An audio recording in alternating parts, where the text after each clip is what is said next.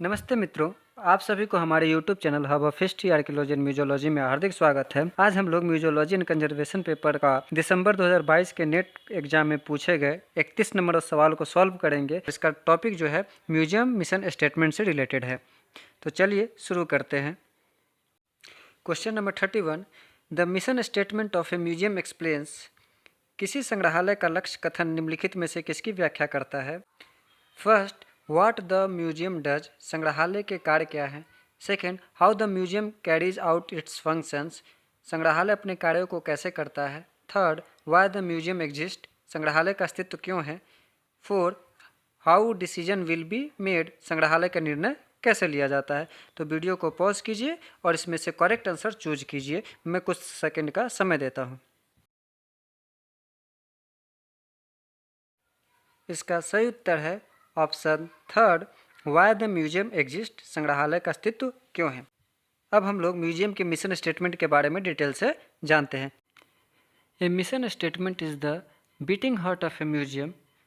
इस प्रकार से कह सकते हैं कि जो मिशन स्टेटमेंट होता है वह संग्रहालय का धड़कन है। इसके बिना संग्रहालय just like a dead body. Second बात जो है कि मिशन स्टेटमेंट से क्लियर पता चलता है कि संग्रहालय का पर्पस क्या है, एजुकेशनल फोकस क्या है, जो विजिटर्स हैं और साथ ही साथ जो म्यूजियम के कलेक्शंस है उसकी कौन कौन सी जिम्मेवारी को वह बढ़िया से निभा रहा है। साथ ही साथ कुछ संग्रहालय के जो मिशन स्टेटमेंट्स होते हैं उसको अच्छे से समझाने और अच्छे से बताने के लिए विजन स्टेटमेंट्स और वैल्यू स्टेटमेंट्स को भी डेवलप करते हैं। और आप इस टेबल से आसानी से समझ सकते हैं कि मिशन स्टेटमेंट जो है वह म्यूजियम के पर्पस को बताता है, जबकि विजन स्टेटमेंट म्यूजियम के फ्यूचर को और वैल्यू स्टेटमेंट म्यूजियम के बिलीफ्स को बताता है। अब बात करते हैं कि यह इतना अत्यधिक इम्पोर्टेंट क्यों है। तो मिशन स्टेटमेंट म्यूजियम के हर काम को एक गति प्रदान करता है।